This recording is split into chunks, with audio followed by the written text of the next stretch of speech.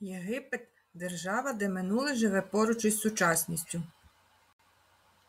Єгипет – серце арабського світу.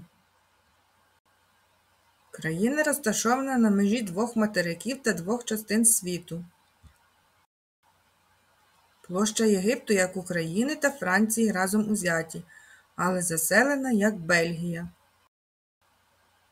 Домінуючі складники економіки Єгипту – третинний сектор транспорт і туризм, первинний сектор видобутку нафти й газу, руд фосфоритів, рослинництво, бавовник, рис, пшениця, овочі, вторинний сектор текстильне виробництво, металургія, хімічне виробництво.